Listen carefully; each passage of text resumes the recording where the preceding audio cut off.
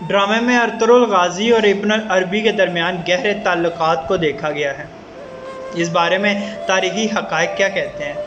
خاص رپورٹ ملت ٹائمز ترکی کے تاریخی ڈرامہ سیریل ڈیریلز ارطغرل میں ارطغرل غازی کے علاوہ جو بہت ہی اہم کردار ہے اس میں سے ایک شیخ ابن العربی کا ہے۔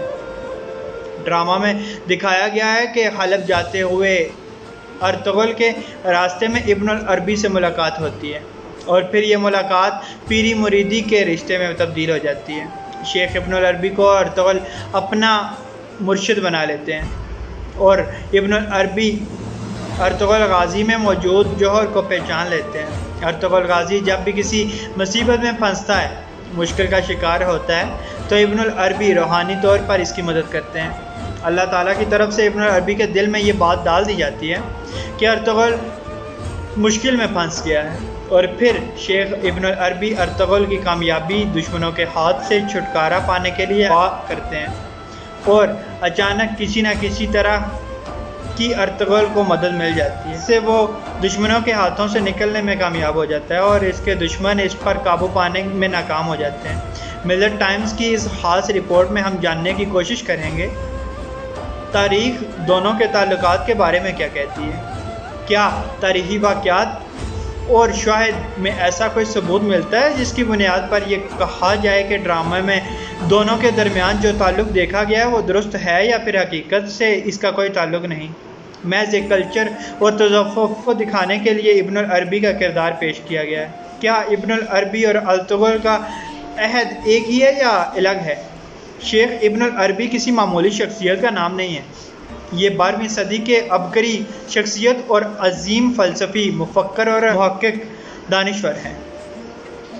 عالم اسلام کی تاریخ کے چند اہم دانشوروں، مفکرین، فلسفیوں اور صوفیہ میں سے ایک شیخ ابن العربی ہیں۔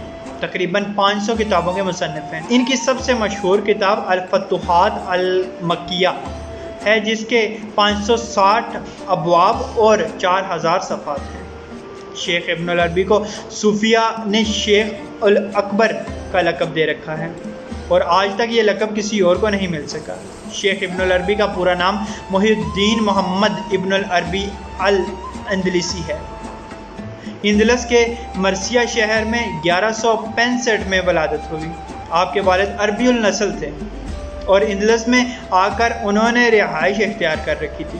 کہا جاتا ہے کہ آپ خاتم طائی کی نسل سے ہیں۔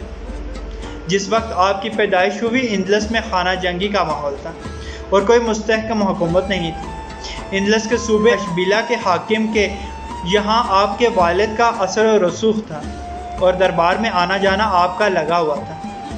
عام بچوں کی طرح آپ نے بھی تعلیم و تربیت پائی اور جوانی کی دہلیز پر قدم رکھ دیا، لیکن اس درمیان ایک ایسا واقعہ پیش آیا جس نے آپ کی پوری زندگی کو بدل ڈالا۔ واقعہ کچھ یوں کہ ایک مجلس لگی ہوئی تھی، شراب کا دور چل رہا تھا، شیخ ابن العربی بھی جام ہاتھ میں لے کر پینا چاہ رہے تھے کہ اچانک ایک آواز ان کو سنائی دیتی ہے، اے محمد، کیا تم کو اس لیے پیدا کیا گیا تھا؟ تمہارا کام شراب پینا اور اس طرح کی مجلسوں میں شرکت کرنا نہیں تھا؟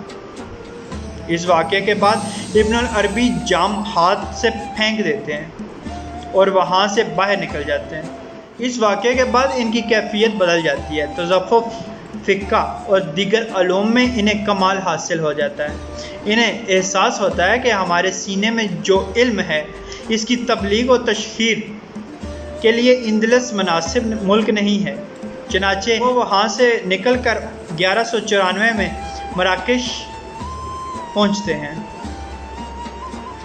یہاں ابو محمد عبدالعزیز بن ابو بکر القریشی المہدوی اور دیگر علماء سے ملاقات ہوتی ہے۔ مراکش میں شیخ ابن العربی ایک خانقاہ قائم کرتے ہیں اور تذفف کو فروغ دیتے ہیں۔ 2 سال کے عرصے میں ان کا طویل حلقہ بن جاتا ہے۔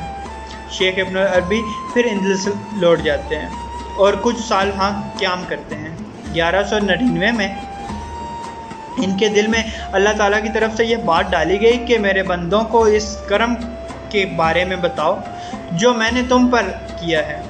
چند سال کے بعد وہ وہاں سے 1299 عیسوی میں مکہ مکرمہ پہنچتے ہیں اور تقریباً 2 سال یہاں قیام کرتے ہیں۔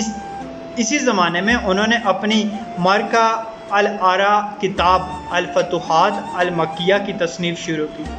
اس کے بعد وہاں سے بغداد اور عراق جاتے ہیں۔ چند دنوں بعد یروشلم پہنچتے ہیں اور ہر جگہ تصوف اور علوم کا ایک حلقہ قائم کر لیتے ہیں۔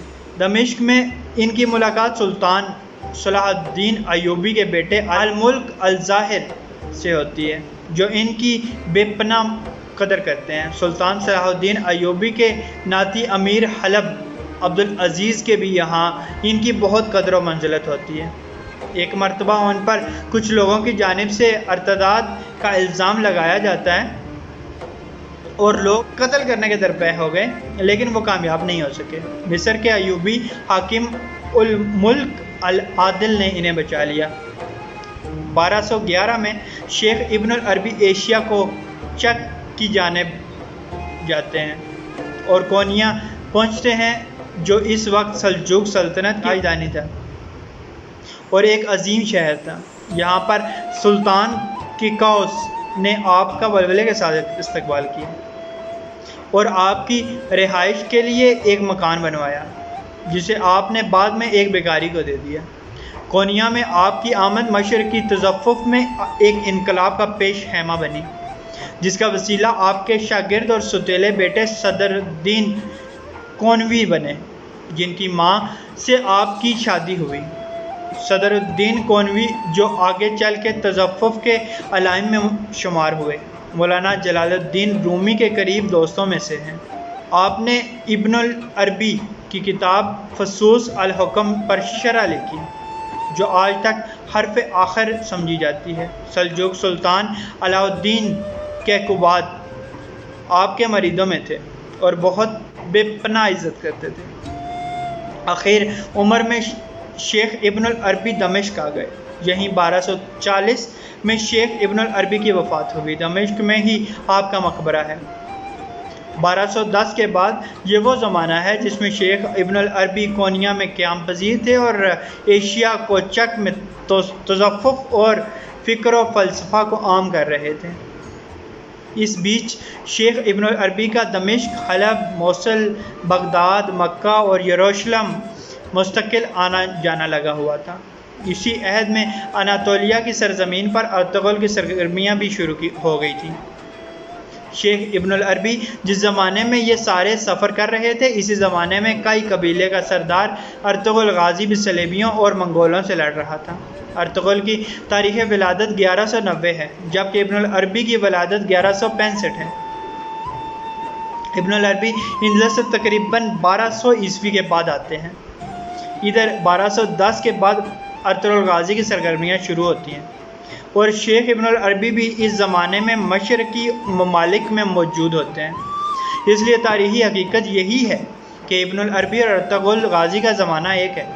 ابن العربی کی وفات 1240 میں ہوتی ہے اور تقریباً 1220 سے 1240 کا زمانہ ہی ارطغرل کے شباب کا ہے، جس میں وہ اپنی مجاہدانہ سرگرمیوں کا جوہر دکھاتے ہیں، مسلمانوں کو متحد کرنے کی کوشش کرتے ہیں اور ایک عظیم اسلامی سلطنت کا خواب دیکھتے ہیں۔ جن دنوں ارطغرل اناطولیہ میں ہوتے ہیں، شیخ ابن العربی کونیا میں ہوتے ہیں، اور اسی بنیاد پر دونوں کی اکثر ملاقات بھی ممکن ہے۔ ڈرامے میں بھی یہی دکھایا گیا ہے کہ اکثر کونیا سے حلب یا دمشق جاتے ہوئے شیخ ابن العربی اناطولیہ میں موجود کئی قبیلے میں ہو کر گزرتے ہیں، ارطغرل کی خبر خیریت معلوم کرتے ہیں اور انہیں نصیحت کرتے ہیں۔ ڈیٹیلز ارطغرل کے پہلے سیزن سے لے کر تقریباً چوتھے سیزن تک ابن العربی کے ساتھ ارطغرل کے تعلقات کو دیکھا گیا ہے، اور یہ عہد 1215 سے لے کر 1240 تک کا ہے۔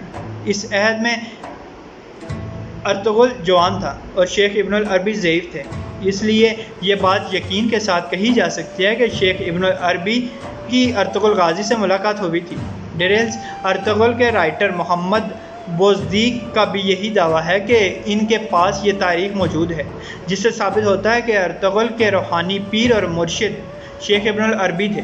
اور ہمیشہ رہنمائی کرتے تھے۔ دونوں کی ملاقات ہوئی تھی اور ارطغرل کو نیک صالح بنانے اور اللہ تعالیٰ کی ذات سے ہی ہر مشکل میں مدد مانگنے کی تربیت کی تھی۔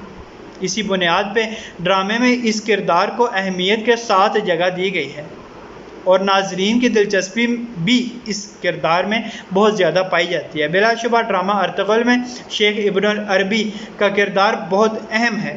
ہر مشکل وقت میں وہ اللہ تعالیٰ کی طرف رجوع کرنے کی تلقین کرتے ہیں، اللہ تعالیٰ پر ایمان کو مضبوط کرنے اور ان سے ہی مدد مانگنے کی نصیحت کرتے ہیں۔ اکثر و بیشتر باتوں کا جواب براہ راست قرآن سے پیش کرتے ہیں یا پھر حدیث شریف یا قول صحابہ سے پیش کرتے ہیں۔ ابن العربی کا کردار ڈرامے کو چار چاند لگاتا ہے۔ یہ کردار جس اداکار نے ادا کیا ہے ان کا نام عثمان سرگود ہے، ترکی کے مشہور اداکاروں میں سے ایک ہیں اور دسیوں فلم اور ڈرامے میں کام کر چکے ہیں۔ اللہ پاک آسانیاں حاصل اور تقسیم کرنے کی توفیق عطا فرمائے، آمین، جزاک اللہ۔